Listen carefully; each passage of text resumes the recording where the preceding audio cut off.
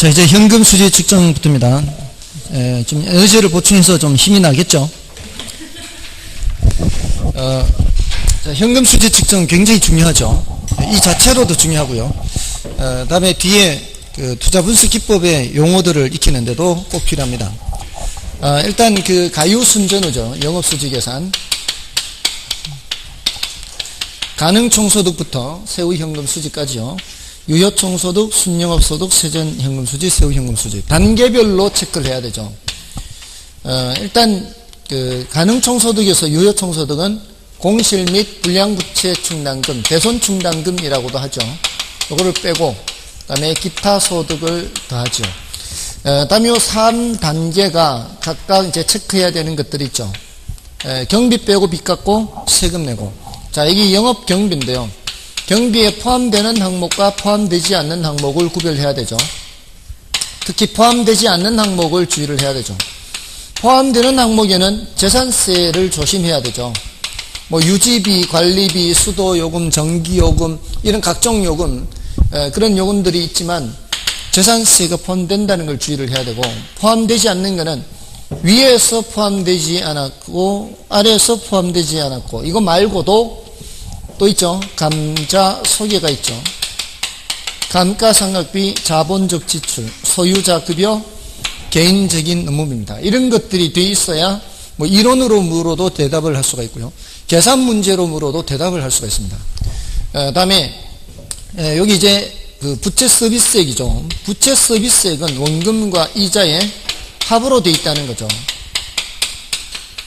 원금과 이자의 합으로 돼 있고, 이걸 표현이 이제 다르기 때문에 다양하게 있기 때문에 그걸 다 기억을 해야 돼요. 저당 지불액이라고도 표현하고요.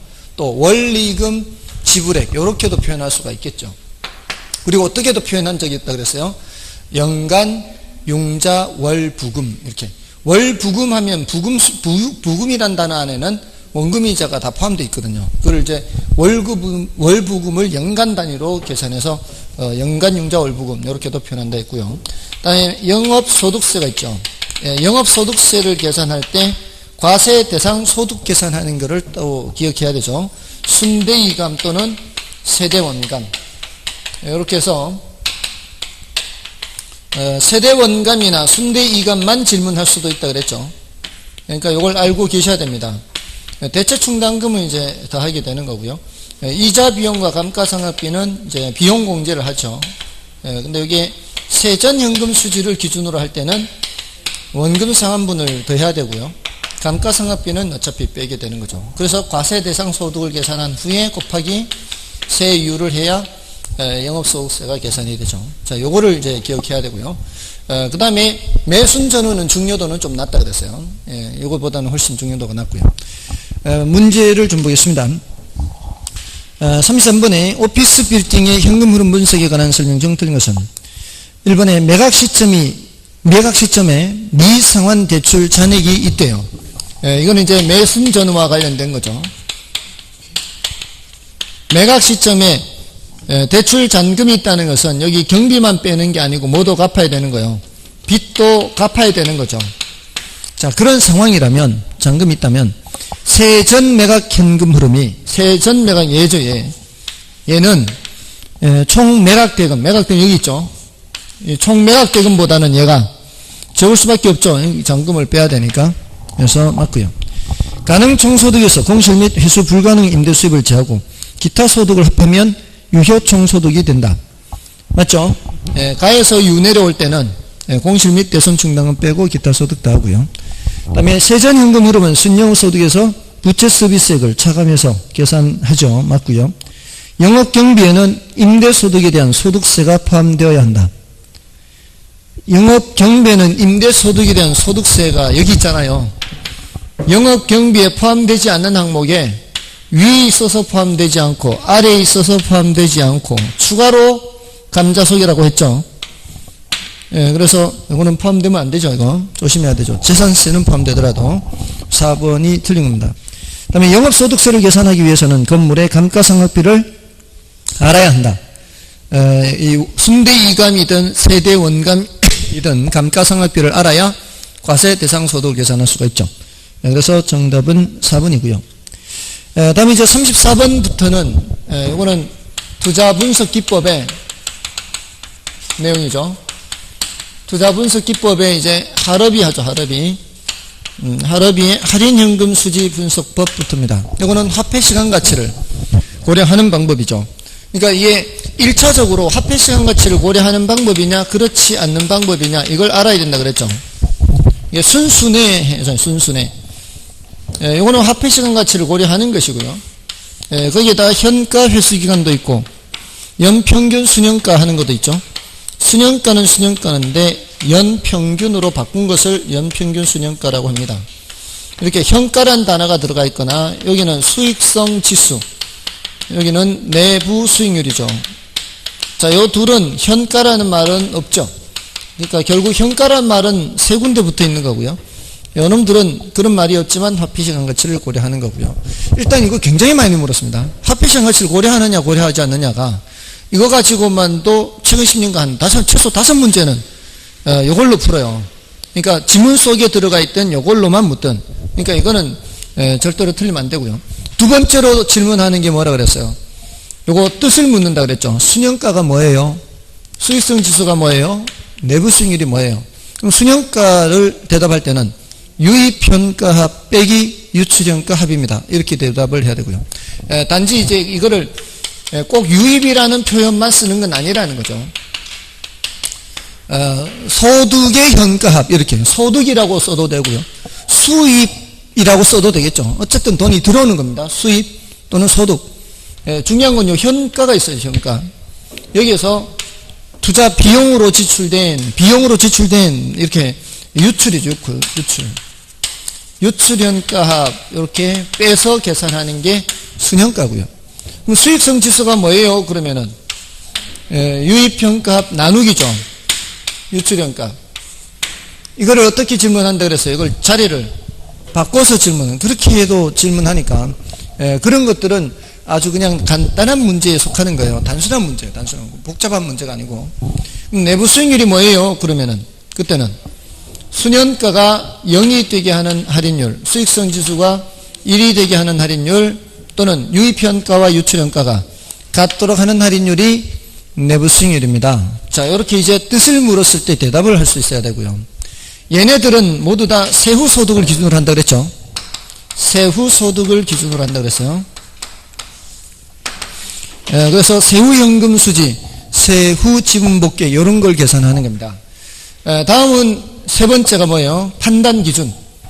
수년가는 0보다 크거나 같으면 채택하고, 수익성 지수는 1보다 크거나 같으면 채택하고, 내부 수익률은 요구 수익률보다 크거나 같으면 채택한다. 이게 지금까지 질문했던 질문의 난이도 높은 거 빼고 전부 다예요. 난이도 높은 문제는 이제 조금 더 이제 올라가는 거예요. 근데 그런 문제가 몇 개 없어요.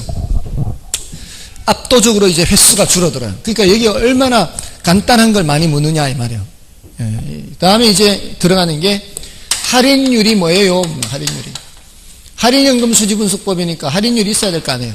근데 그게 재투자 수익률이라고도 한다 그랬죠. 재투자 수익률. 요 둘은 뭘로 할인하고요? 요 둘은 요구 수익률로 할인한다 그랬고요. 맨 밑에 요 놈은 내부 수익률로 할인한다 그랬죠. 그 다음에 어려운 표현이 뭐가 나온다 그랬어요? 상호, 배타적 투자, 상호, 독립적 투자 이런 표현이 나온다 그랬죠. 상호 배타적 투자는 가용자금에 제한이 있어요. 한정돼 있어요. 독립적 투자는 가용자금에 제한이 없어요. 그래서 상호 배타적 투자일 때에는 어떤 걸 선택하면 다른 걸 선택하지 않게 되는 경우가 있죠. 이럴 때 각각의 방법이 달라질 수 있다고 그렇지 않다. 달라질 수 있다는 결론이 달라질 수 있다는 거죠. 그럴 때는 누구를 따라가야 되고요. 순현가법을 따라가야 되고요. 그래야 투자자의 부가 극대화돼요.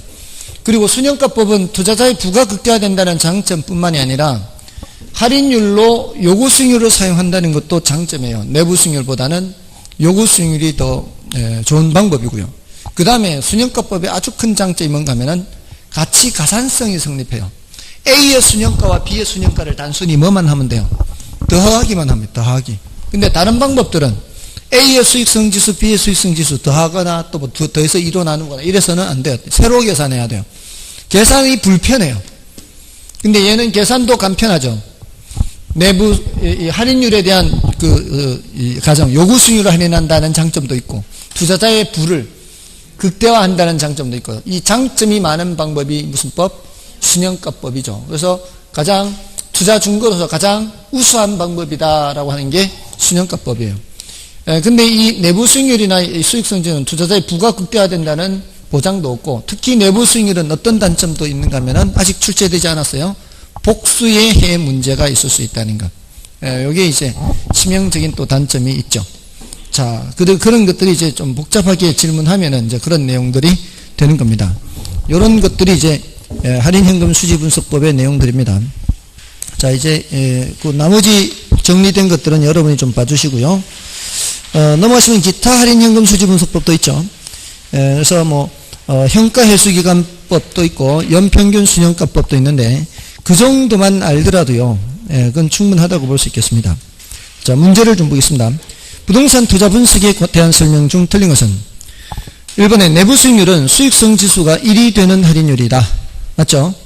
순형가법은 장래 기대되는 세후 소득의 현가합과 투자 비용의 현가합을 서로 비교하여 투자 의사를 결정한다. 세후 소득의 현가합, 소득, 들어오는 돈, 현가합, 맞죠? 투자 비용, 나가는 돈이죠. 현가합, 맞죠? 비교하는 거고요. 그 다음에 현가회수기간법은 화폐 시간 가치를 고려하지 않는다. 고려하는 거죠. 예, 이게 틀렸습니다. 그 다음에 투자 금액이 동일하고 순현재 가치가 모두 0보다 큰 두 개의 투자안을 비교 선택할 경우 부의 극대화 원칙에 따르면 순현재 가치가 큰 투자안을 채택한다. 맞죠? 그 다음에 순현재 가치가 0인 단일 투자안의 경우 수익성 지수는 1이 된다. 여기에 순형가가 0이면은, 여기가 0이면 수익성 지수는 1이 되는 거죠. 그래서 맞습니다. 정답은 몇 번? 3번이었죠. 그 다음에 어림셈법과 비율분석법입니다. 자, 이 어림셈법과 비율분석법은 결국은 용어 싸움이에요. 용어 싸움. 어림셈법에서는 이제 승수법과 수익률법이 있죠. 승수법과 수익률법이 있는데, 그 다음에 이제 비율분석법으로 넘어가죠. 근데 승수라는 게 해석이 뭐라 그랬어요? 몇 년 걸리느냐? 그러면 총소득 승수는 뭔 뜻이에요? 총소득으로 투자 금액을 회수하는데 몇 년 걸리느냐? 이 소리죠. 근데 총소득으로 회수하는 투자 금액은 총투자액이 되는 거죠. 총투자액을 회수할 때. 또 순소득 승수도 마찬가지. 순영업소득으로 투자 금액 회수하는데 몇 년 걸립니까? 자, 이것들은 다 무슨 투자액을 회수하는 거예요? 총투자액을 회수하는 거죠. 근데 세전현금 수지 승수, 이거는 세전현금 수지로 몇 년 걸리나요? 또 세후현금 수지로 몇 년 걸리나요? 이거 뭐 하는데 몇 년 걸리는 거예요? 지분 투자액을 회수하는데 몇 년 걸립니까? 이 소리거든요. 그러니까 얘네들은 절대로 총투자액하고 비교하면 안 되고요. 요놈들은 절대로 지분투자액하고 비교하면 안 되죠. 그러니까 용어 자체가 여기서는 안 어렵잖아요. 그러니까 이게 이거는 안 어렵구나. 그럼 여기에 조금 헷갈린다 그랬잖아요. 그 역수가 수익률이잖아요. 역수는 반대로 지분투자액으로 버는 게 요거 몇 퍼센트 벌어요. 요거 몇 퍼센트 벌어요. 이렇게 보는 거죠. 총투자액으로 몇 퍼센트 벌어요. 총투자액으로 몇 퍼센트 벌어요. 자, 요거 지분투자액으로 요거 버는 퍼센트는 세후 수익률이라고 하고요. 요걸 세전 수익률이라고 하기도 하지만 그렇게만 하면은 얼마나 좋겠냐면은 그게 아니라 이거는 지분 배당률을 압도적으로 많이 사용합니다. 한 번도 세전 수익률 출제된 적이 없어요. 세전 수익률이라는 말을 쓰면서도 한 번도 그렇게 출제 안 되고 지분 배당률로만 출제됐어요. 다음에 여기도 순소득 수익률 이렇게 출제 안 되고 종합환원율. 그러니까 요 두 개는 따로 기억해야 된다 그랬죠. 워낙 중요도가 높고요, 얘네들은. 자주 나오는 거예요. 그러니까 요거는 이제 지분투자액으로 버는 퍼센트고, 세전현금수지. 요거는 총투자액으로 순영업소득 버는 퍼센트고요. 그 다음에 이제 총자산회전율이죠. 총자산회전율은 수익률법이 아니라 비율분석법에서 얘기하기도 해요. 총자산 회전율, 비율분석법. 그러니까 여기서는 이제 역수관계라는 것을 나타내기 위해서 여기 이제 이렇게 표시를 하기는 하죠. 모두 다 요 위에 이제 두 개는 총투자액, 아래 두 개는 지분투자액. 이건 똑같아요. 이쪽이나 저쪽이나. 이건 지분투자액 나와야 되고, 여기는 총투자액 나와야 되고. 자, 이게 이제 어림셈법이죠. 근데 이제 기타 어림셈법에 뭐가 있어요? 회계적 이익률 있죠. 회계적 이익률이 있고, 단순 회수기간이 있어요. 단순. 화폐시장 가치 고려하지 않고 하는 거. 그 정도는 종류만 구별하면 되는 거고, 다만 이제 시험에 자꾸 이게 분모 분자를 자꾸 물으니까, 분모 분자를 물으니까 이제 그걸 좀 주의를 해야 되죠. 이거는 얘네들이 분자로 가야 돼요. 분자. 이렇게 이제 투자액이 분자로 가야 되죠. 그래야 몇 년 걸리는지 나오는 거고, 이쪽에는 얘네들이 분모로 가야 되죠. 이 분모로 가야 몇 년 걸리는, 몇 퍼센트 버는지가 나오는 거죠. 요게 되면은 이제 비율분석법 가면 되잖아요. 비율분석법은 비대부채 했잖아요. 대부채. 그 다음에 영업경비 비율이거든요. 영업경비 비율. 대는 대부 비율이고요. 무는 부채 감당률이거든요. 그리고 채는 채무 불이익률이거든요. 원래 부채 비율을 여기서 설명하는 게 아니에요, 사실은. 그래서 여기 잘 안 써요, 원래는. 부채 비율은 어디서 써먹는 건가 하면은, 지렛대 효과에서 써먹어요. 지렛대 효과 계산할 때 특히. 지난번에 한 적 있지 않나요? 얼마나 싼 이자를 몇 배 뻥튀기 하느냐 할 때 그때 써먹는 게 부채 비율이에요. 그러니까 남의 돈을 내 돈의 몇 배만큼 사용해서 그 얼마나 싼 이자를 몇 배 뻥튀기 하느냐 할 때 써먹는 게 부채 비율이기 때문에 여기 나올 이유가 없어요, 사실은. 이 대목에 비율분석법에 그게 나올 이유가 없어요, 사실은. 부채 비율은 거기서 써먹는 것이기 때문에. 다만 헷갈리지 마라고 여기서 설명하는 거예요. 부채 비율은 벌써 이제 신이 오고 계셔요.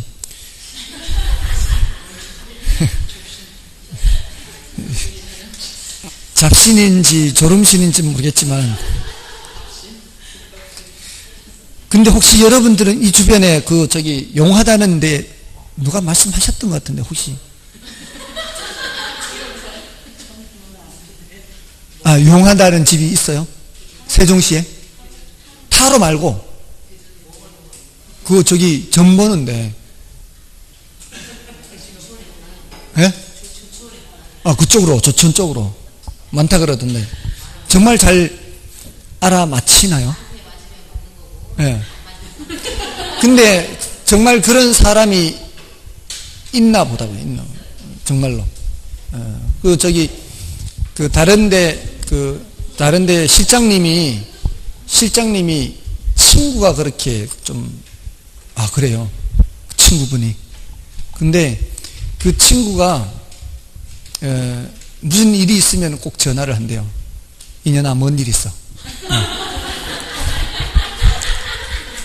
신랑하고 4년 만에 이렇게 싸우고 있는데 전화가 와가지고 이년아, 뭔 일 있어?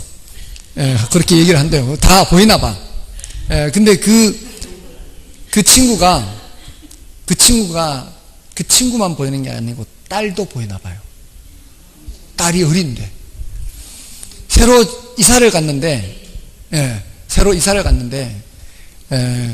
분명히 남편은 다른데 출장을 가가지고 없는데, 새벽에 문이 분명히 잠겼는데, 거실에 누가 걸어가는 듯한 그런 느낌이 들더래요. 그 섬뜩하잖아요. 이제 자기가 그런 걸 알고는 있지만. 근데 그거를 애가 일어나가지고, 엄마 여기 누가 있는 것 같아. 이런 얘기를 하는 거죠. 그래서 그 길로 이사 간 지 얼마 안 됐다는 거예요.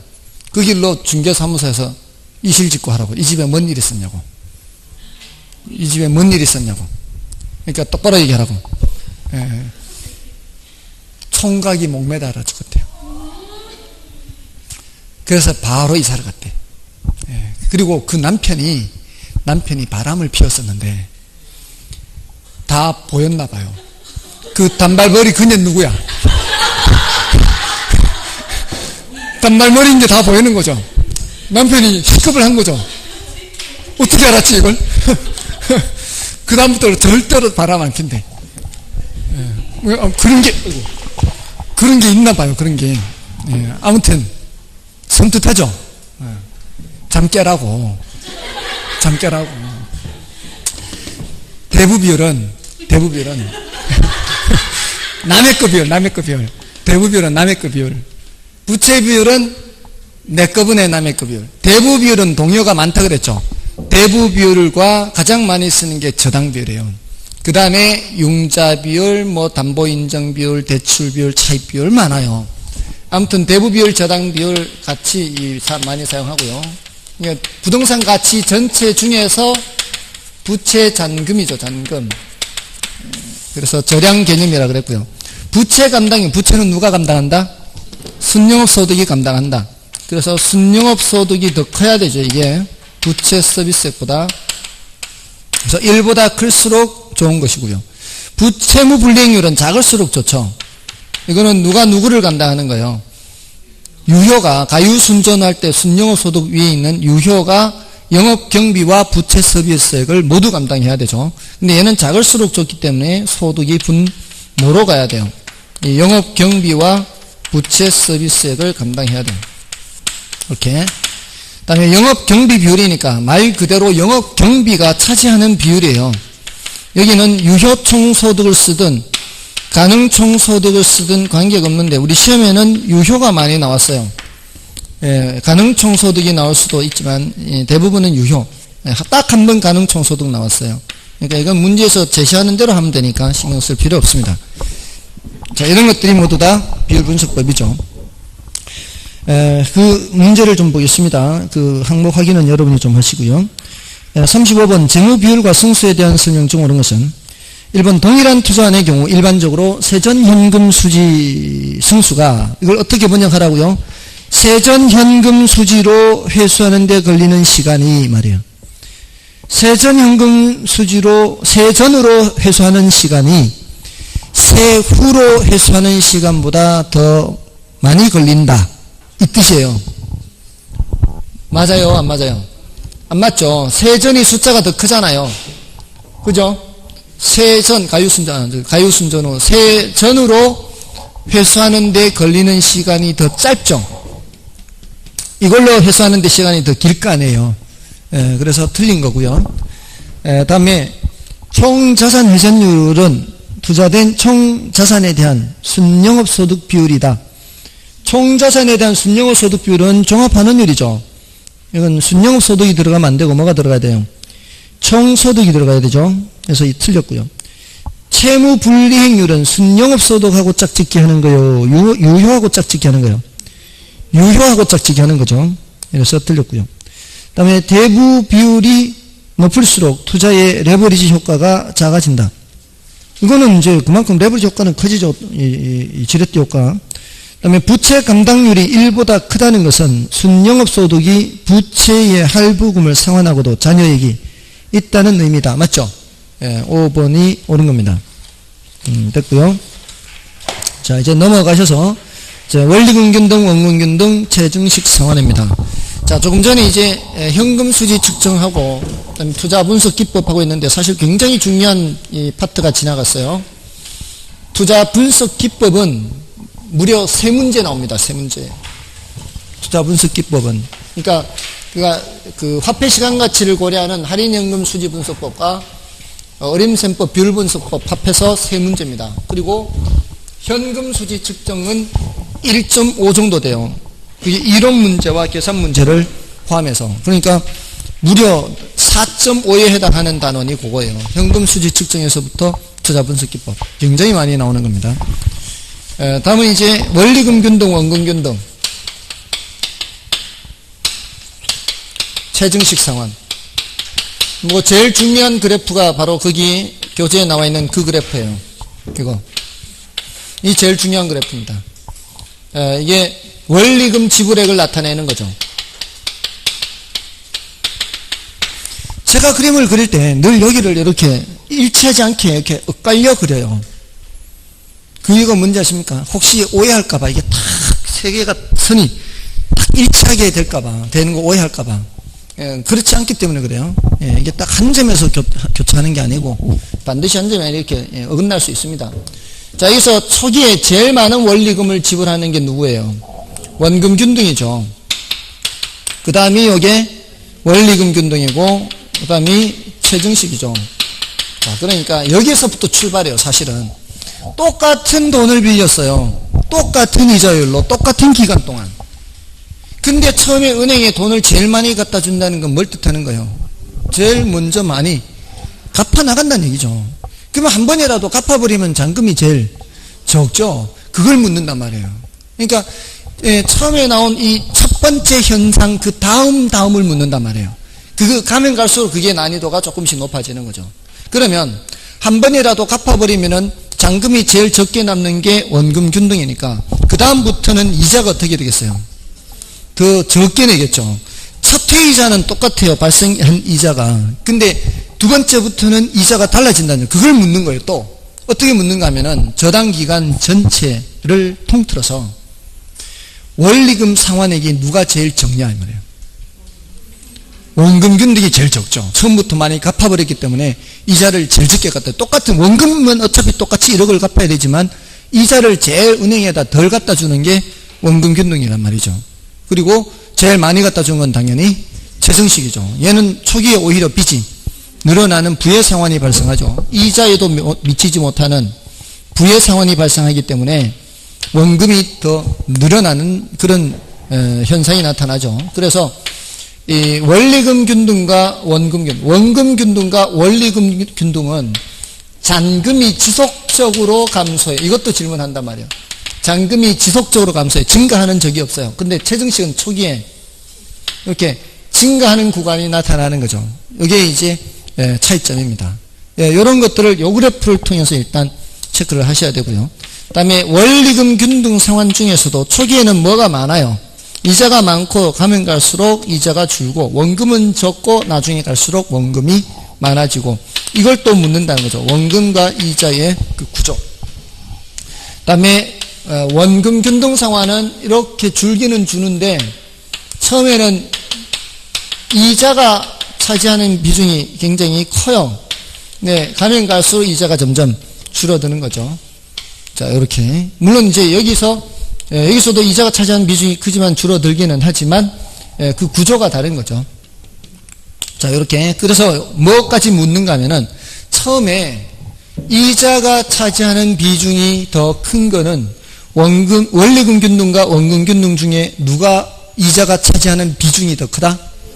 원리금 균등이 이자가 차지하는 비중이 더 크죠. 거의 목까지 올라온다 그랬잖아요. 은행에 갖다 내는 돈의 거의 대부분이 이자. 근데 요거는 그렇지는 않다는 거죠. 자, 요걸 이제 대답을 할 수 있으면은 이 문제는 풀 수 있는 거예요. 대신 이제 조심해야 되는 게 순간적으로 원리금, 원금, 요 리자가 들어가 있고 안 들어가 있고를 착각하지 마시라고요. 그래서 36번 보시고요. 36번에 1번에 원리금 균등 분할 상환은 대출 기간 내내 동일한 금액을 납부한다. 맞죠? 이건 동일한 금액을 은행에 갖다 내는 거고요. 원리금 균등 분할 상환 방식은 원금 균등 분할 상환 방식에 비해 초기에는 원리금의 지불액이 적다. 초기에는 원리금 지불액이 원리금 균등이 더 적잖아요. 맞고요. 원금 균등 분할 상환 방식은 대출자 측에서 볼 때 원금 회수 위험이 원리금 균등 분할 상환 방식보다 상대적으로 적다. 대출자 입장에서는 초기에 많이 받으니까 그만큼 원금을 많이 회수하게 되는 거죠. 맞고요. 그 다음에 원리금 균등 분할 상환에 의하면 대출 기간 중 매월 납부하는 원리금 상환액 중 대출 원금 분할 상환액의 규모는 점점 줄어들어요, 늘어나요? 늘어나죠. 4번이 틀렸습니다. 그 다음에 5번에 점증 상환 대출 방식은 초기에는 차입자의 원금 상환 부담이 원금 균등 분할 상환 방식 및 원리금 균등 분할 상환 방식보다 적다.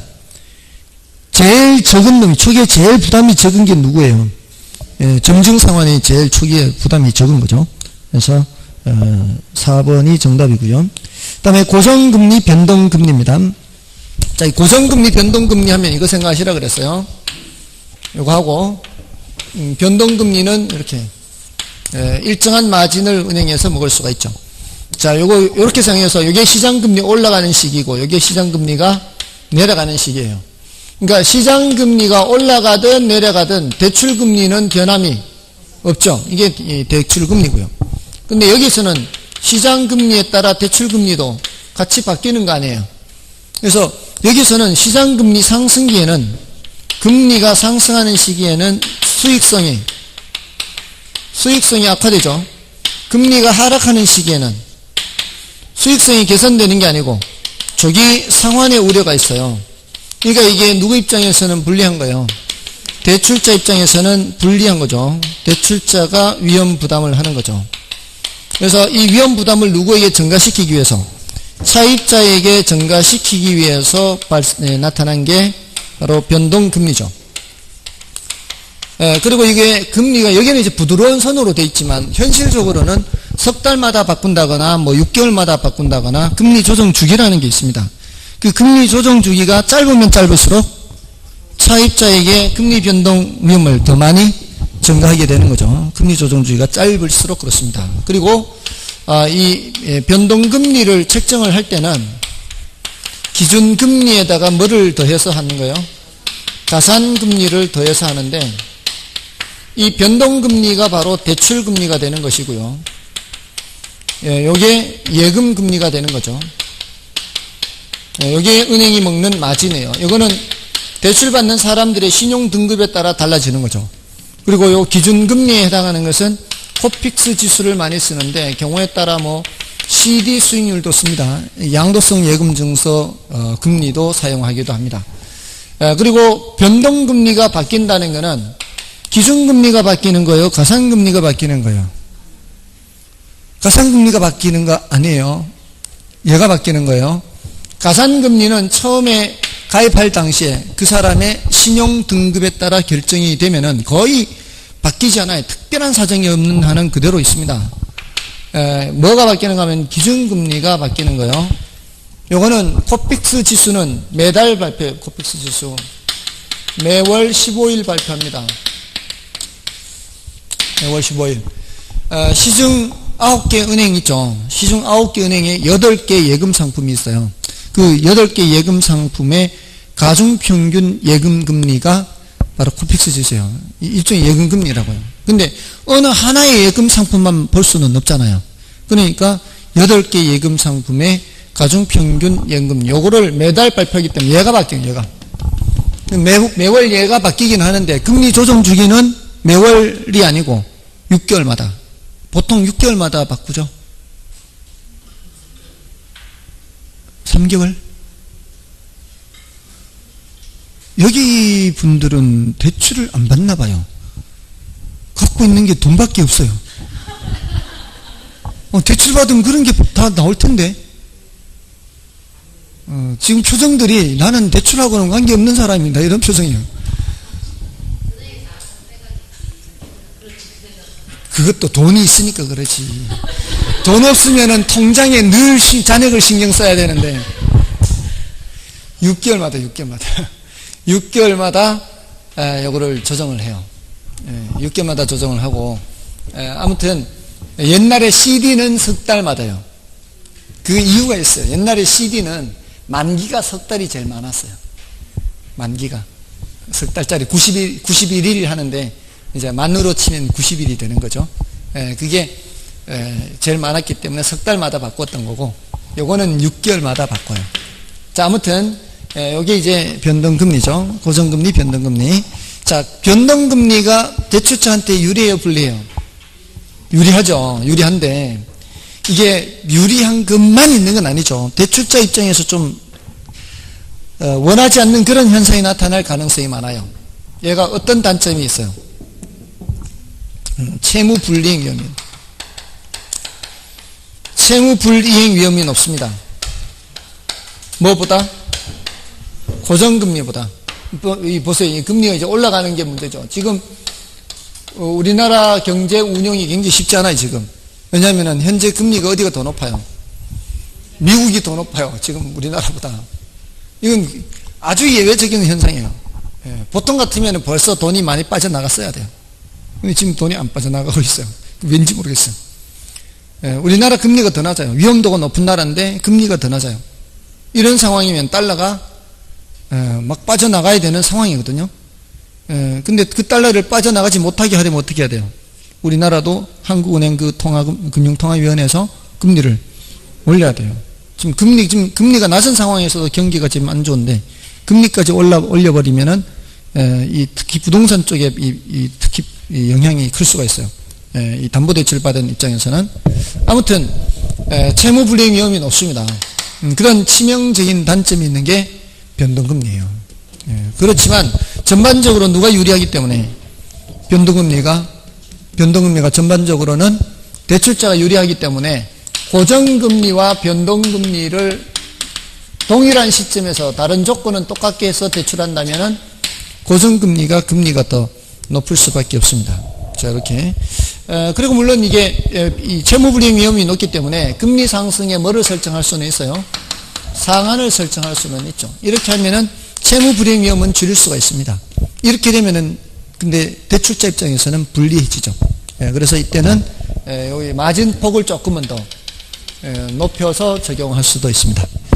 자, 이제 문제를 좀 보시고요. 37번에 주택저당대출을 설명한 것이다. 틀린 것은 1번에 대출 시점에 고정금리 주택담보대출의 금리가 변동금리 주택담보대출의 금리보다 높다. 맞죠? 그 다음에 대출금리가 고정금리일 때 대출 시점의 예상 인플레보다 실제 인플레가 높으면 이 소리 뭐예요? 인플레가 많이 됐다 적게 됐다.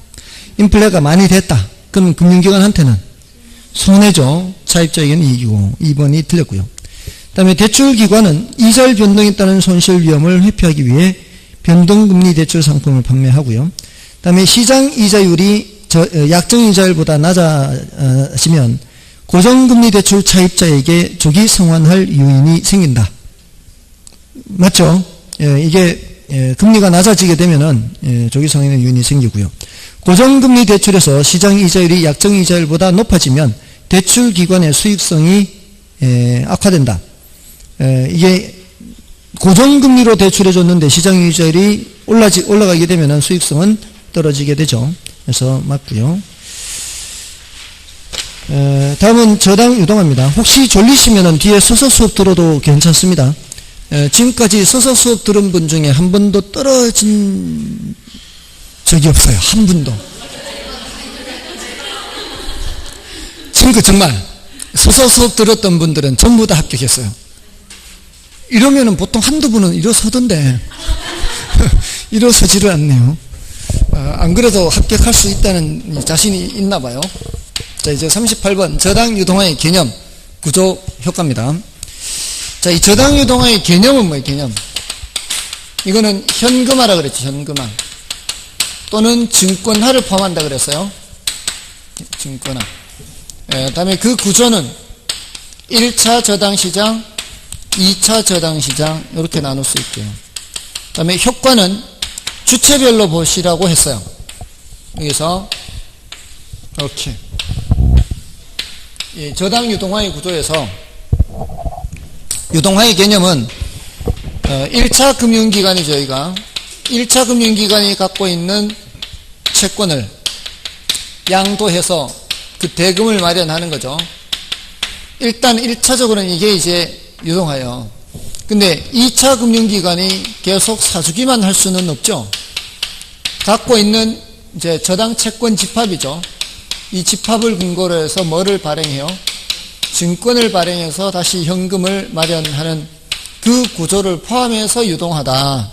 그리고 이렇게 유동화가 이루어지는 시장이 몇 차 시장이고 2차 저당 시장이고 원래부터 있던 요 시장은 1차 저당 시장이다. 이렇게 얘기하죠. 그래서 요 구조를 얘기할 때는 이제 요 1차 저당 시장에 참여자, 저당 차입자와 1차 금융기관, 2차 저당 시장에 참여자, 1차 금융기관, 2차 금융기관, 그 다음에 여기는 증권 투자자. 그리고 여기 2차 금융기관은 유동화 중개기관이라고도 한다 그랬죠. 유동화 업무에서 중개 역할을 한다 해서 유동화 중개기관. 우리나라에서는 한국주택금융공사나 특수목적회사 SPC 있죠. 유동화 전문회사. 이런 것이 2차 시장에서 유동화 중개 업무를 하고 있습니다. 그 다음에 효과는 이 주체별로 1차 금융기관은 이걸 통해서 유동성이 높아지죠. 유동성이 높아진다는 얘기는 유동성 위험은 낮아진다는 거고요. 차입자 입장에서는 보다 많은 사람들이 대출을 받을 수가 있고요. 그 다음에 여기 투자자들 입장에서는 새로운 형태의 증권이 개발됨으로써 포트폴리오를 다양하게 구성할 수가 있는 그런 장점이 있습니다. 이게 이제 그 효과를 보는 거죠.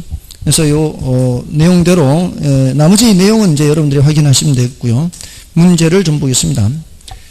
38번에 주택저당 채권의 발행 효과 및 구조에 대한 설명 중 틀린 것은 1번에 주택금융시장은 금융기관이 수취한 예금 등으로 주택담보대출을 제공하는 주택자금 공급시장, 투자자로부터 자금을 조달하여 주택자금 대출기관에 공급해주는 주택자금 대출시장 등으로 구분할 수 있다. 지금 이게 바뀌어있죠. 지금 여기 그 주택자금 공급시장하고요, 첫 번째 줄 끝에 두 번째 줄에 주택자금 대출시장, 이게 바뀌어있어요. 여기가 자금이 공급되는 시장, 이쪽에서 이쪽으로 자금을 공급하고요, 공급된 자금이 대출이 되는 시장이 뭐예요? 1차 시장입니다. 그 위치가 바뀌어있죠. 이게 문장이 길면은 이런 것들을 못 찾아요. 문장이 길면은 다른 것들한테 신경 쓰이다 보면은 이런 것들이 잘 안 보이죠. 그래서 1번이 바로 틀렸고요. 그 다음에 2번에 금융기관은 보유하고 있는 주택담보대출 채권을 유동화하여 자금을 조달할 수 있다. 맞죠? 이 주택담보대출 채권, 이 채권을 유동화해서 이 현금화해서 자금을 조달하는 거죠. 그 다음에 3번은 2차 저당시장은 저당대출기관과 다른 기관 투자자들 사이에 저당을 사고 파는 시장이다. 맞죠? 저당채권이 거래되는 게 2차 시장이고요. 그 다음에 저당 유동화는 주택 수요자들의 자가주택 소유 기회가 증가한다. 이 차입자들 입장에서는 보다 많은 사람들이 대출을 받을 수 있기 때문에 자가주택 소유 기회가 증가하고요. 그 다음에 이 1차 저당시장은 저당대부를 원하는 수요자와 저당대부를 제공하는 금융기관으로 이루어지는 시장이다. 맞죠? 이 차입자와 금융기관, 수요자와 금융기관 맞고요. 다음에 39번 주제는 좀 쉬고 하겠습니다. 일어서라니까 일어서지도 않고